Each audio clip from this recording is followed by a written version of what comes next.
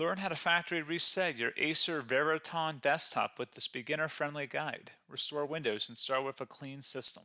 So this should hopefully be a pretty straightforward process, guys, and without further ado, let's go ahead and jump right into it. It's supposed to not delete your personal files.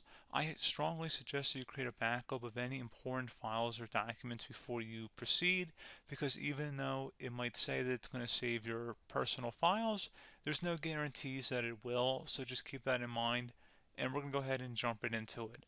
So we're going to go ahead and start by right-clicking on the Windows Start menu, and we're going to select the settings. You want to select System, and then on the right side, scroll down until you get to Recovery. Reset Advanced Startup Previous Version of Windows. Go ahead and open that up.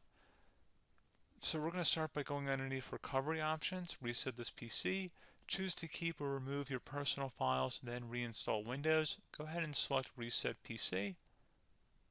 Underneath Choose an option, Keep My Files removes apps and settings but keeps your personal files. Now, like I said, there's no guarantee, but you still want to create a backup, but we are going to select that for today's tutorial here. And it's going to ask how would you like to reinstall Windows. I usually do a local reinstall, so that's what I'm going to select.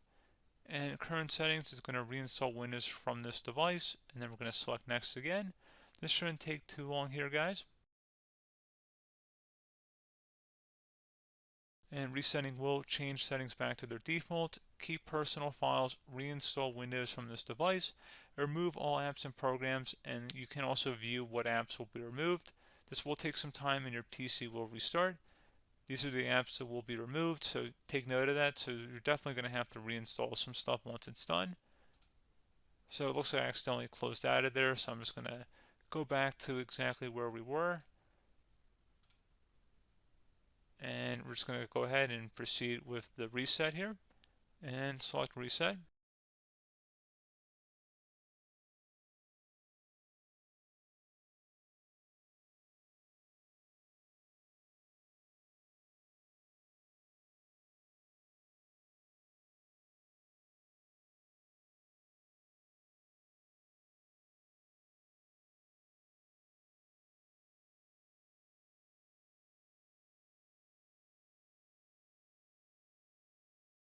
And there you go, guys. Should be simple as that.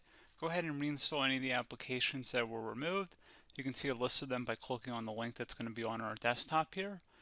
And that's pretty much it, guys. So, as always, thank you for watching this brief tutorial. Do hope I was able to help you out, and I do look forward to catching you all in the next tutorial. Goodbye.